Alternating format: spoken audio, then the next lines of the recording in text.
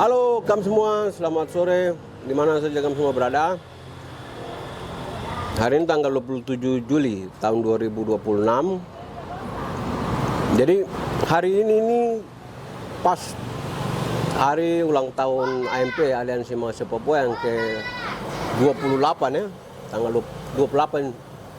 Jadi AMP ini sudah usia yang ke-28. Sejak didirikan pada 27 Juli tahun 1998. Jadi waktu memasuki era reformasi waktu itu kawan-kawan dirikan AMP. Jadi bertepatan dengan ulang tahun ini kita mau podcast, mau bincang-bincang. Jadi kita mau cerita-cerita soal AMP nih. Jadi ini sekarang ini ada narasumber Laulau TV. Narasumber terhormat yang diundang oleh Laulau TV itu kawan John Gobai. Jadi kawan John Gobai ini dia mantan ketua AMP Aliansi Mahasiswa Papua periode 2016-2018. Dia mantan ketua AMP, tapi dia sekarang dia sekaligus juga dia setelah dari AMP sekarang dia pimpinan redaksi, pimpinan umum media Nadi Papua yang saat ini lagi naik daun di Papua, tanah Papua. Jadi kami merasa, jadi Laulau TV ini merasa perlu untuk harus kita cerita-cerita dengan kawan John karena dia mungkin punya pengalaman atau apa yang pada saat dia memimpin AMP ini yang kita minta kawan John untuk dia cerita sekaligus menjadi memperingati HUT AMP yang ke-28. Jadi kawan John tidak perlu perkenalan nih.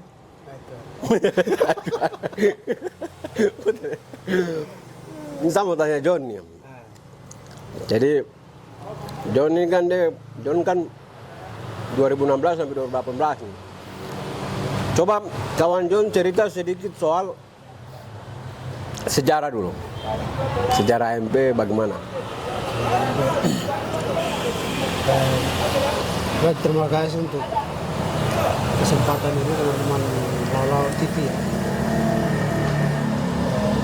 Pertama, AMP itu patut diberi hormat di hari ulang tahun yang ke-28 ini. Dia patut mendapatkan penghormatan yang setinggi tingginya. Karena 28 tahun bertahan di medan pertempuran itu bukan usia yang mudah. Ya. Kalau ibarat seorang manusia, ini kepala berapa begitu? Kepala 2 lah, mau kepala 3. Ada yang 5 juga. Nah, jadi artinya sudah punya banyak pengalaman yang sudah menjadi pembelajaran, pengetahuan baru, kesimpulan-kesimpulan baru dalam perlawanan, sehingga itu yang menjadi refleksi bersama oleh teman-teman AMP secara khusus di internal, juga teman-teman yang melanjutkan perjuangan pro demokrasi di masyarakat Papua saat ini. Itu. Dan secara pribadi saya ucapkan selamat merayakan hari ulang tahun untuk teman-teman keluarga besar Aliansi Mahasiswa Papua di paling tidak ada 16 kota di seluruh Indonesia. Ya sekarang sudah hampir 16 kota. 16 kota. Nah, AMP sendiri itu sama seperti yang tadi Miku sampaikan. Miku juga kan dulu AMP juga. Oh iya, saya sekretaris AMP Komite Jogja, AMP Komite Kota Jogja, terus terakhir di Biro Pendidikan Pusat AMP. Oke. Jadi AMP sendiri itu lahir di saat situasi di mana ini Papua itu di saat peristiwa itu Mapenduma berdarah, kemudian ada beberapa pelanggaran hak asasi manusia yang terjadi di tahun-tahun itu, terutama Biak yang paling dekat sekali itu Biak itu 98. Sebelumnya itu Mapenduma berdarah 97, 97. Ya, dua peristiwa besar ini tambah peristiwa-peristiwa pelanggaran HAM sebelumnya operasi militer sebelumnya itu direspon oleh mahasiswa Papua di seluruh yang ada di Papua juga di luar Papua, sehingga konsolidasi yang paling puncak ya itu mereka membentuk sebuah organisasi namanya Aliansi Mahasiswa Papua itu. Ya, Aliansi Mahasiswa Papua ini puncak daripada konsolidasi atas perlawanan, protes, kemudian advokasi secara non litigasi terhadap korban pengungsian akibat operasi militer, korban yang tertembak dalam operasi militer itu juga memproteksi semua pendudukan militer di Papua, sehingga AMP lahir di tahun itu. Nah, dan memang tidak mudah kalau kita bicara soal bagaimana AMPD lahir, dinamikanya, tentu ada perdebatan-perdebatan panjang di dalam itu. Tetapi pada prinsipnya, justru karena ada perdebatan-perdebatan itu yang prinsipil juga programatik, sehingga itu juga yang membuat AMP ini kuat secara perspektif, program, strategi taktik juga tuntutan yang sedang diperjuangkan, sehingga dalam perdebatan sejak lahir sampai di tahun-tahun sebelum itu, karena melalui evaluasi perdebatan yang panjang, akhirnya itu juga membuat matang arah perjuangan AMP itu sendiri. Misalnya AMP kan selalu mengatakan bahwa dia anti terhadap militerisme, kolonialisme, dan kapitalisme global atau imperialisme, karena mereka itu dalang dibalik semua persoalan yang ada di Papua, dalang dibalik semua sumber masalah yang ada di Papua.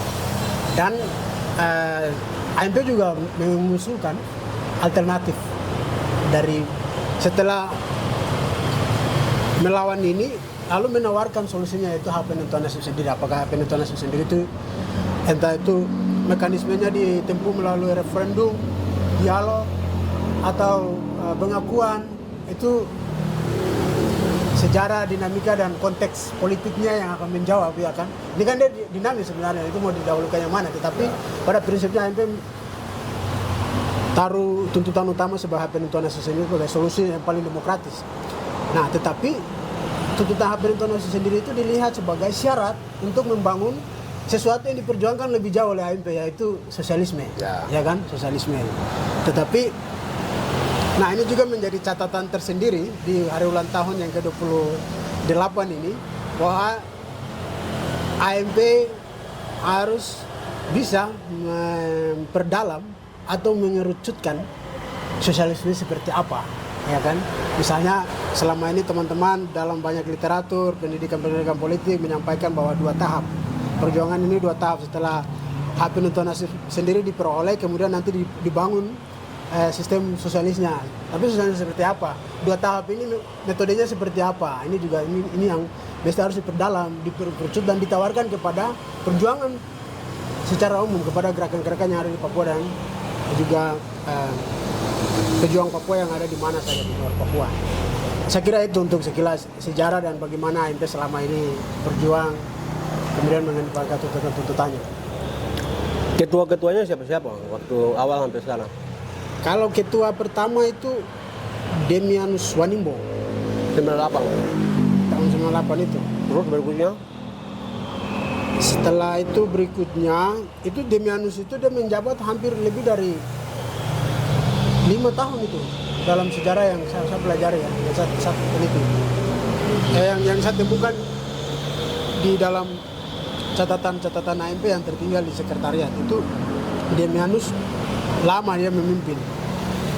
Nah, setelah itu periode berikutnya, ini tahunnya tidak pasti, tetapi di tahun 2000-an awal, ya, 2003, 4 atau 5, itu ketua yang naik itu Arkilaus Baho, laki-laki dari Sorong. Nah, berat tuh. Dan sekretarisnya itu Hans Gebse. Hans Gebse dari sekretaris. Nah, mereka menjabat hampir 5 tahun. Hampir 5 tahun.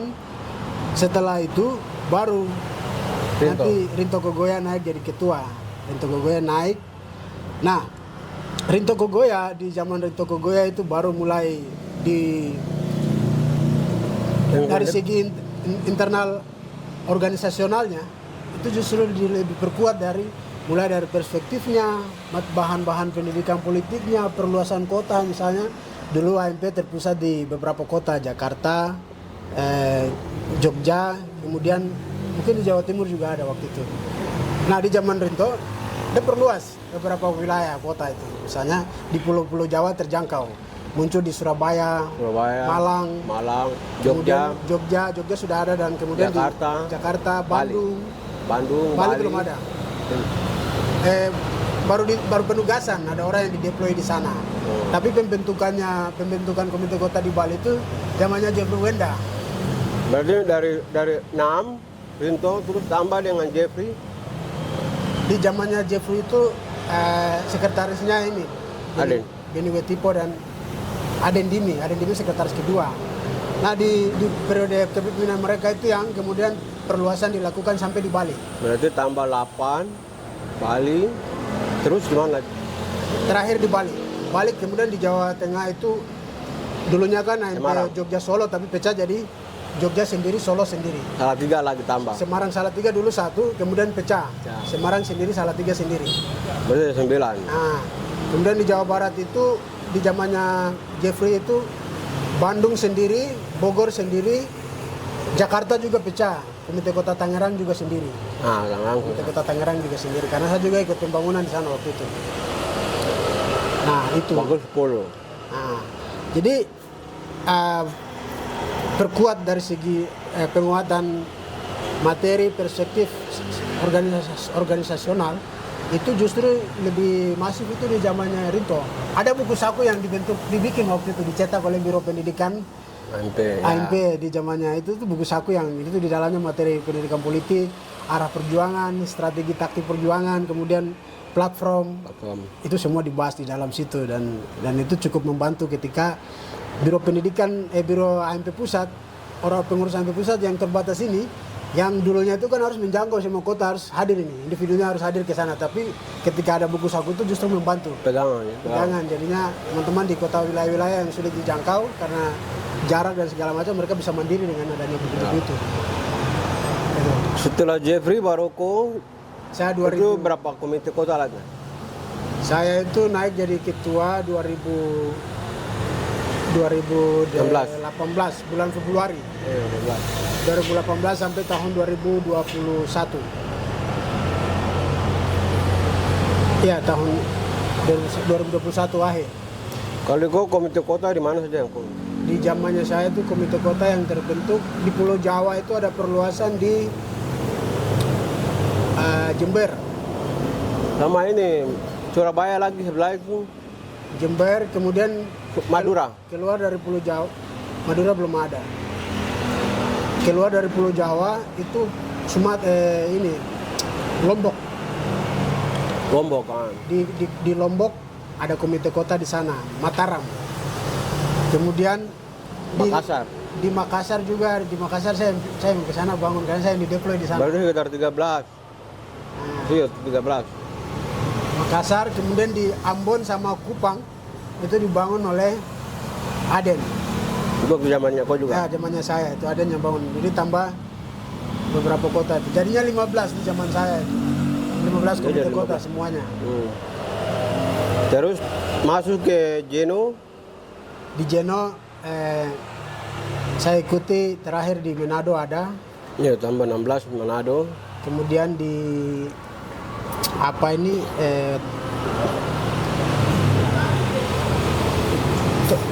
daerahnya Rudi Pravda ini, Ambon, NTT.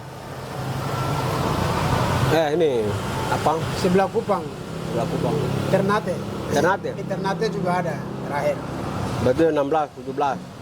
18 sekarang. Ada perluasan lagi di mana itu saya ada ikuti. Tambah lagi sekarang ke Hengki.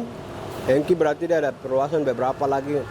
Ada beberapa komite kota, tapi ini rahasia. Ya, katanya mau perluasan ke langit. Ini dia sudah sekitar berapa? 18 komite kota sekarang. Kenapa tidak perluasan ke wilayah Papua? Kan saya bisa tanya aku juga. Bukan AMP juga dulu. Bukan, saya yang tuan rumah di sini. Apa-apa, bisa aja. Saya yang tuan rumah dia saja, saya yang tanggung jawab tenang. Ini sekarang pertanyaan lagi nih. Jangan tanya pertanyaan sama. Kau kan ketua MP. Jadi yang momentum apa yang terjadi, terus apa yang paling berat waktu itu?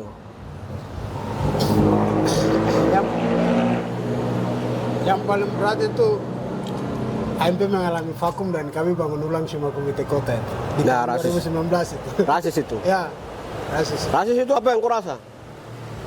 Ya, Apa yang itu kenapa bisa terjadi? Terus apa yang kau rasakan waktu itu? Terus dampak positifnya apa, dampak negatifnya apa? rasis itu kan peristiwa yang muncul ketika ada dugaan atau tuduhan mahasiswa Papua melakukan Pembakaran bendera kan? pembakaran bendera, padahal itu tidak pernah terjadi. Nah, jadi aksi ormas di Surabaya itu ada ujaran rasis di situ, monyet lah apa segala macam. Nah itu viral itu yang membuat gerakan. Kemarahan. Tapi, ya kemarahan. Tapi yang menyambut kemarahan itu menjadi sebuah gerakan yang lebih luas di Papua.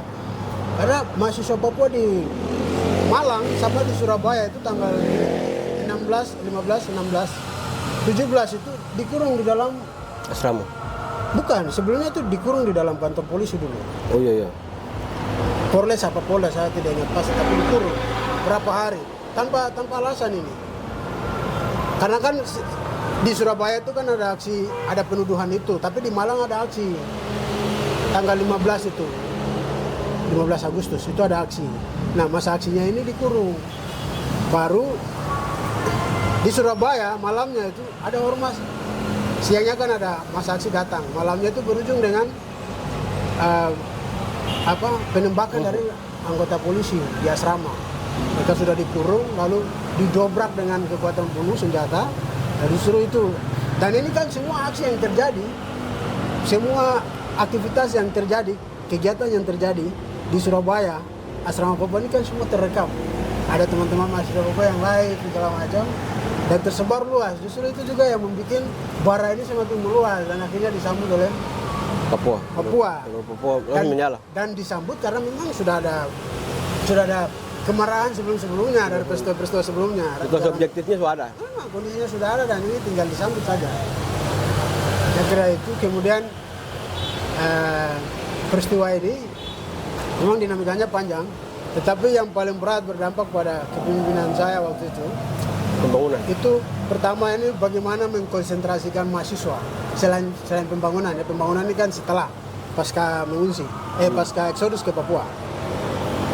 Nah di saat itu AMP keluarkan pernyataan bahwa mahasiswa Papua jangan pulang. Nah, karena kita harus stay di setiap kota studi masing-masing. Karena rasisme itu harus dilawan dengan perspektif yang kuat. Rasisme harus dilawan dengan perlawanan yang justru kontra terhadap rasisme yang terstruktur itu harus dibongkar. Dan itu bukan tidak bisa dari Papua, tetapi kalau itu adalah produknya sumbernya dari Jakarta, dia terpusat di Jakarta, maka harus dimulai dari Jakarta. Perlawanan itu, perlawanan dalam arti bahwa bagaimana membingkai narasi, kemudian membangun solidaritas terhadap kelompok-kelompok rakyat tertindas yang bukan orang Papua tetapi berdampak dari kekuasaan ini. Misalnya LGBT, buruh, tani juga kan mengalami nasib yang sama dengan Papua, walaupun Papua memang lebih berat dari yang dihadapi oleh teman-teman rakyat Indonesia di luar Papua. Nah itu yang kami sampaikan, tetapi dinamika di saat itu memang agak sulit untuk menahan karena di Papua sudah ada gejolak, perlawanan, segala macam. Muncul isu eksodus di tengah-tengah itu juga, kemudian harus teman-teman pulang ke Papua ini tidak bisa dikendalikan. Akhirnya itu membuat berdampak pada basis-basis AMP di 18 kota tadi, 16 kota yang kami bangun, 15 kota itu jadinya kosong, strukturnya jadi kosong. Tidak ada atmosfer perlawanan di setiap komite kota. Sehingga yang paling berat itu adalah mulai dari tahun 2020 sampai 2021-2022. Itu memang kami habiskan, kami yang tersisa di Jawa itu habiskan energi untuk pembangunan mulai dari Makassar, Ambon, Kubang, Jawa, semua. Sampai terakhir itu Kongres. Karena akhir dari pembangunan ulang itu berakhir dengan Kongres. Jadi Kongres yang anggota Kongres yang dihadiri saat itu pas pergantian posisi saya itu adalah teman-teman yang mengisi struktur baru nih setelah Exodus. Mereka yang hadiri. Jadi memang benar-benar baru. Memang ada yang baru struktur baru lah.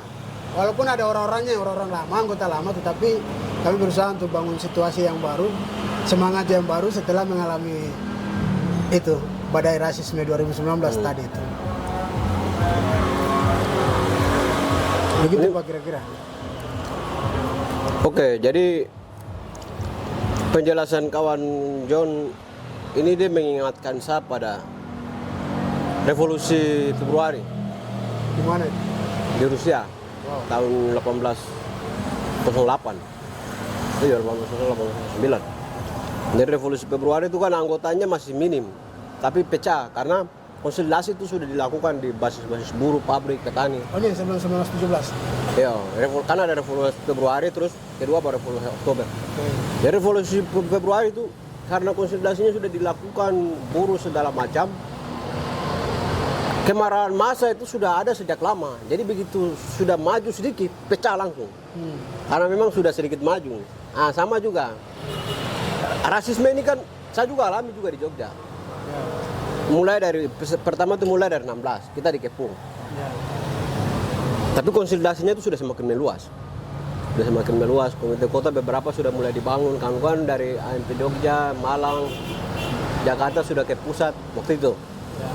Sudah mulai ini ditambah dengan kemarahan yang ada di Papua lagi, walaupun konteksnya bukan konteks ekonomi politik, tapi ini masalahnya konteksnya masalah rasis.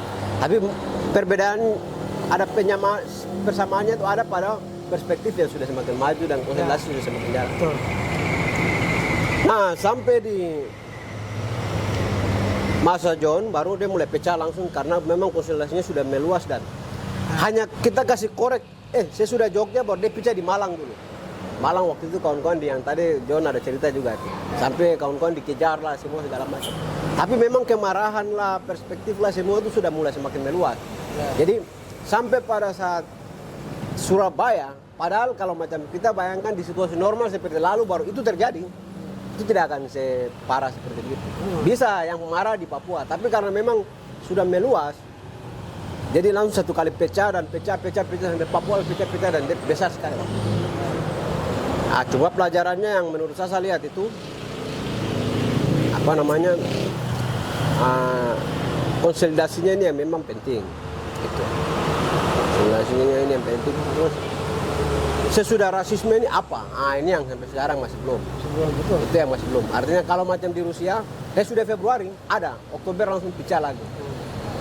Mereka mengevaluasi itu dan mereka jalan-jalan sampai di revolusi Oktober itu yang pecah. Anggotanya sudah bahkan sampai jutaan waktu itu. Ini terakhir untuk kawan John sendiri ini sebagai mantan ketua MP ini. Sekarang ini kan sudah kepemimpinan baru itu kawan Hengki. Dan ada banyak perubahan dan komite kota sudah semakin besar. Sudah ada basis seperti tadi. Di tengah kondisi gerakan juga, media juga dan lain-lain. Ini pesankah atau apa? Pesankah, kritika atau apa yang bisa John sampaikan? Pertama ini, saya karena bicara posisi saya bukan sebagai Pemret aktivis, ya kan? Saya memang harus mengakui itu. Sekarang kan saya sudah tidak pimpin demo sekarang ya. Ya sekarang kan posisi media. Bagaimana kau melihat itu? Sedikit-sedikit ya bisa sedikit tambahkan lah. Saya melihat situasi AMP mengingat kembali, ya itu sebagai sebuah pelajaran aktivitas saya saat saya waktu ada itu di mahasiswa ya. Ya waktu itu. Dan itu catatan-catatan.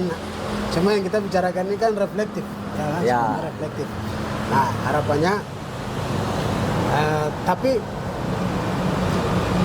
apa yang dipikirkan, dibuat berupa programatik itu dia berpengaruh sekali. Selama Sangat. saya di AMP saya lihat ya. Terutama misalnya tuntutan soal pembangunan persatuan nasional. Di zamannya saya itu kan di Kongres kita memutuskan untuk seruan konsolidasi persatuan. Ya, konsolidasi persatuan.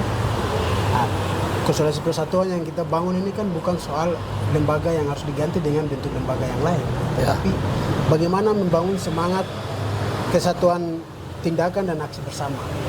Ya, Kesatuan Tindakan dan Aksi Bersama. Bagaimana melihat perbedaan-perbedaan organisasi yang berjamur di mana-mana, yang bermunculan sekarang, yang kemarin, dan dengan dia punya warna yang berbeda-beda, itu dilihat sebagai potensi, bukan dilihat sebagai sebuah persaingan, ya kan? Dilihat sebagai sebuah potensi, entah itu dalam konteks gerakan politik, gerakan sipil politik juga yang bergerilya, ya, semua.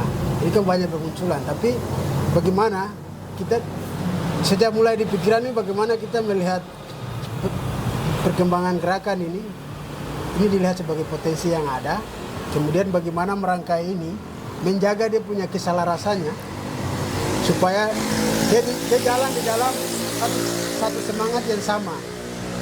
Satu semangat yang sama, yang bisa kita rangkai itu adalah bagaimana kita lakukan aksi bersama dan kesatuan tindakan. Nah, sehingga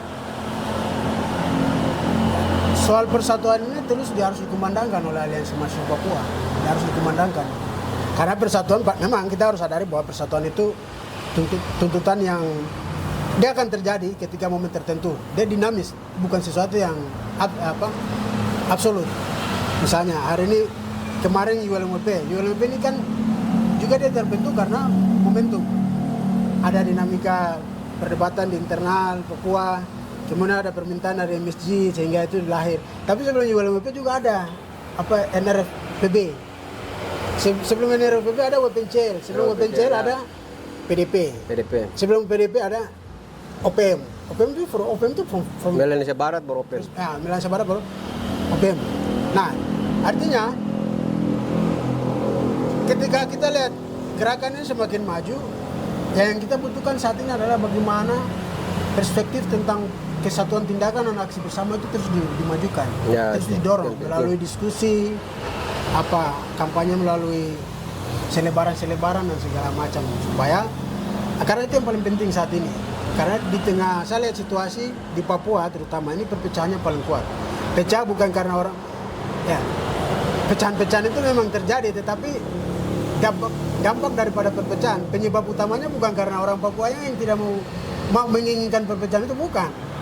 Ada sebuah sistem yang berusaha untuk memecahkan persatuan-persatuan ini. Dibangun sekat-sekat. Supaya apa? Kekuatan massa ini tidak boleh bersatu. Nah, di tengah harus informasi yang berdampak pada perpecahan ini, harus pemahaman paradigma yang kemudian dibangun supaya orang tidak boleh lagi bersatu bersama. Gerakan mesti, dan itu harus lebih kuat lagi, lebih semangat lagi, lebih maju dan saya kira lebih konsisten untuk tetap kampanyekan soal persatuan, persatuan nasional. Oke, terima kasih Kamrat John. Kita punya bincang-bincang sampai di sini. Terima kasih atas semua pelajaran tadi, refleksi, sejarah dan lain-lain. Saya bisa tanya, Bu? Sudah, saya yang bertanggung jawab sini. Saya untuk rumah di sini, jadi kok tidak bisa tanya saya. Jadi kawan-kawan, para pemirsa di mana kami semua berada. Jadi itu tadi pelajaran refleksi yang dijelaskan oleh Kamrat John. Jadi intinya bahwa